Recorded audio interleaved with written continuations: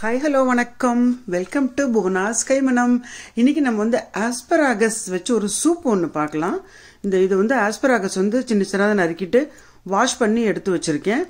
இதை வந்து சூப் வந்து நாங்கள் டின்னருக்கு வந்து சூப்பாக சாப்பிட போகிறோம். சூப்பும் கொஞ்சம் வந்து ஸ்ப்ரவுட்ஸ் சாலடும் பண்ணி சாப்பிட்லாம் அப்படின்னு. அதனால் கொஞ்சம் நிறையவே நறுக்கி வச்சுருக்கோம். இதுக்கு வந்து 2 வெங்காயம் வந்து பொடியாக நறுக்கி வச்சுக்கலாம்.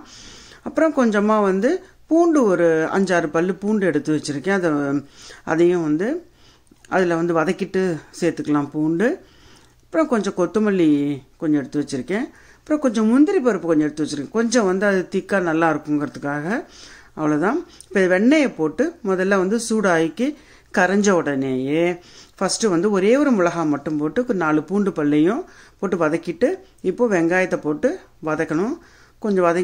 கொஞ்சம் நல்லாவே வதங்கினதுக்கப்புறமா நல்லா கொஞ்சம் பச்சை வாசனை போட்டும். நல்லா வதங்கினதுக்கப்புறமா கொஞ்சம் கழித்து ஒரு 3 மினிட்ஸ் 4 மினிட்ஸ் கழித்து முந்திரி பருப்பு அப்புறம் கொஞ்சம் கொத்தமல்லி அதையும் போட்டு நல்லா வந்து வதக்கிட்டு இப்போ வந்து அந்த நறுக்கி வச்ச அந்த ஆஸ்பராகஸ் அதையும் போட்டு நல்லா வதக்கணும். கொஞ்சம் நேரம் பச்சை வாசனை போக நல்லா ஒரு 4 நிமிஷம் அந்த மாதிரி வதக்கிட்டு ஒரு 2 டம்ளர் தண்ணி விட்டுருக்கேன். ஏன்னா இது கொஞ்சம் நிறைய பண்ணுறதுனால போட்டு இதை வந்து குக்கரை போட்டு மூடி வச்சுட்டு ஒரு விசில் வந்தால் போதும். நல்லா ஒரு விசில் வந்தால் போதும். ஆஃப் பண்ணிவிட்டு ஆற வச்சுருக்கேன்.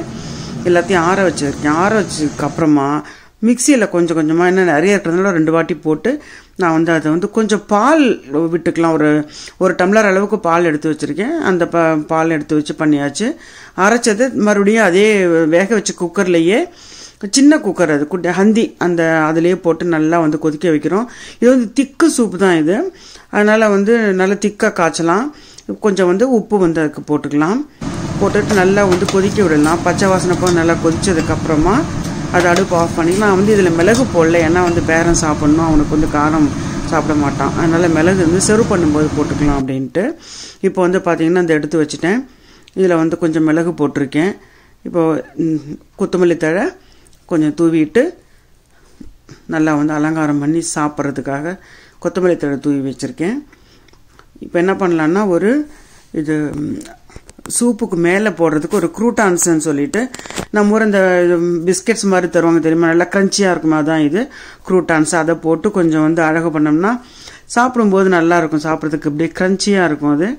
அது வந்து ஒரு 5-6 துண்டு எடுத்து அதில் வந்து சைடில் வைக்கிறேன். அது முடிச்சதுக்கப்புறமா நம்ம என்ன பண்ணலான்னா இது கூட சாப்பிட்றதுக்கு ஒரு ஆப்ஷனல் தான் இது ரைஸ் கிறிஸ்பீஸ்ன்னு. அது ஒரு மாதிரி என்ன சொல்கிறது, வெயிட்லெஸ்ஸாக இருக்கும். இந்த பாருங்கள், இந்த கிறிஸ்பீஸ் இது கிறிஸ்பீஸ் மினிஸ் அப்படின்னு இருக்கு. இது வந்து அப்படியே ஒயிட் கலரில் இருக்கும். வெயிட் கம்மியாக அப்படியே ஒரு மாதிரி தக்கையாக இருக்கும். அது இந்த பார்க்குறதுக்கு இதை தொட்டுண்டு சாப்பிட்டோம்னா இது பிளெயினாக இருக்கிறதுக்கு ரொம்பவே நல்லாயிருக்கும். இது பாருங்கள், இப்போ வந்து அந்த கிறிஸ்பீஸ் எடுத்து வச்சுருக்கேன். இது வந்து க்ரூட்டான்ஸ் வந்து போட்டு டெக்கரேட் பண்ணியாச்சு.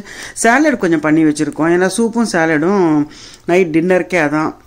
அதனால் அப்படி வந்து பண்ணியிருக்கோம். அது வந்து பாசிப்பருப்பு ஊற வச்சு முளைக்கட்டின பாசிப்பருப்பு, அது முழு பைத்தம்பயிறு சாலட் பண்ணியிருக்கோம். இல்லை நிறைய கேரட்டு வெள்ளரிக்காயெல்லாம் போட்டு இந்த சாலட் வந்து கேரட்டு வெள்ளரிக்காய் வெங்காயம் தக்காளி எல்லாம் போட்டு சாலடு.